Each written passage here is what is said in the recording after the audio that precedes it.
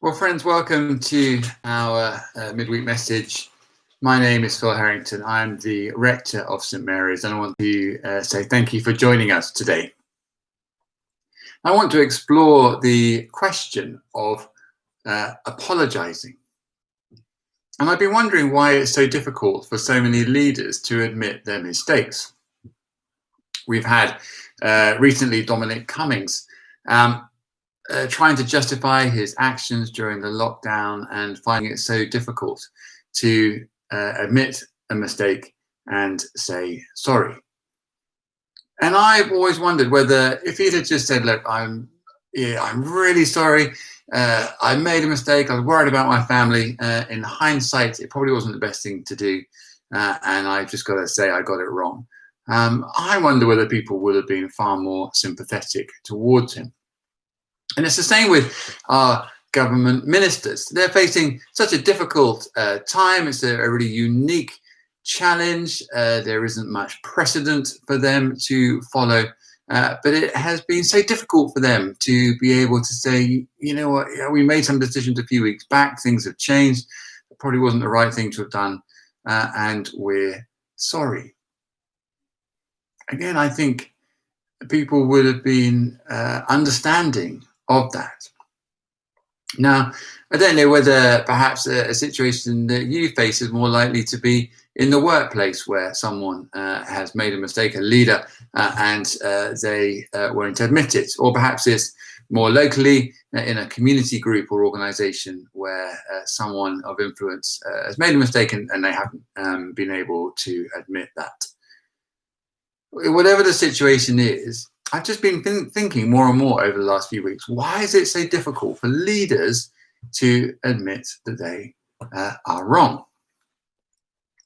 Now, one of the reasons we find it so difficult as human beings to do this is because we are weak.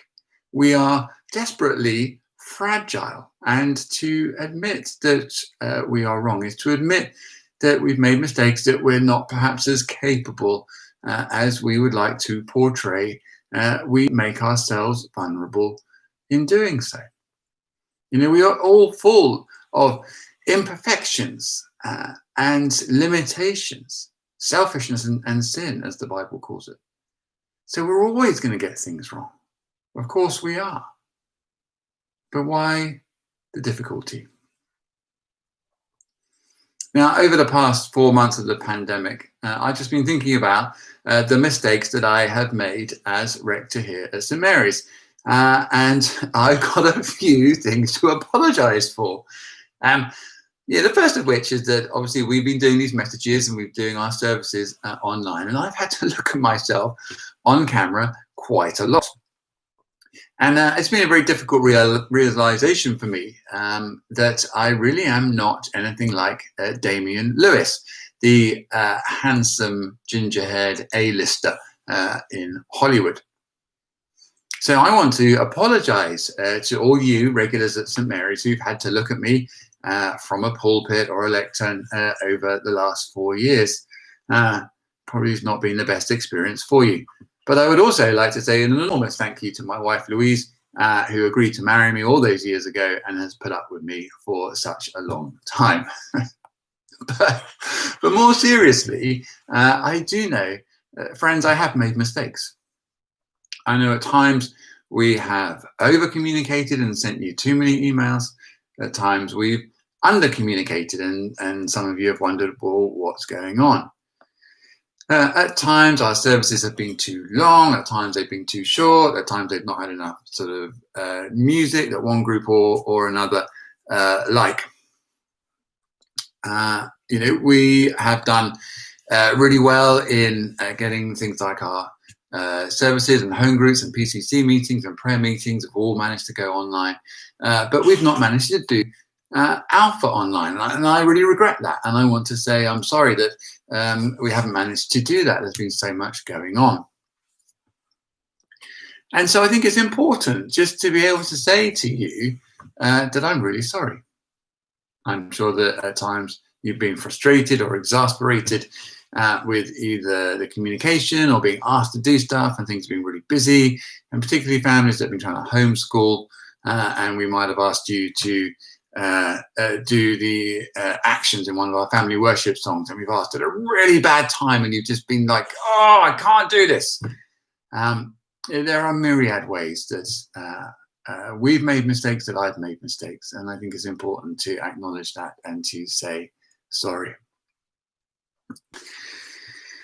You know, at times we're all winging this, aren't we? It's such an unprecedented time.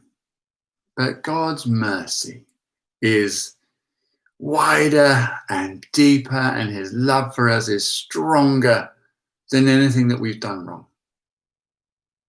No amount of shame that I may feel can blot out the love that he has for me, and it's the same for you. And that gives me a degree of security to be able to sit here and to say, I'm sorry. That as your rector, that I've made mistakes. We are reviewing everything that we do. We're trying to improve things as we go. And I know that, or I hope that things are getting better.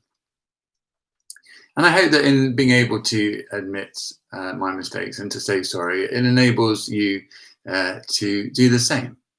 And I just wonder now how many people in relationships are going to grab their partner and say, you've got to come and watch what Phil says, and then come and apologize to me. That's not the objective of this midweek message. But I hope it's an encouragement to you. You know, we all get things wrong, but it's good for us to be quick to admit our mistakes, to quick to ask for forgiveness, to be a people who are quick to forgive, and then for us to grow and move on. So thank you for listening. I hope that encourages you, that little thought. I just want to invite you to join us on Sunday again at 10 o'clock when we are coming to the penultimate talk in our series looking at the life of Joseph from the Old Testament. So do join us if you can, 10 o'clock Sunday morning online at the St. Mary's website. So have a good few days, and we hope to see you again at the weekend. Bye for now.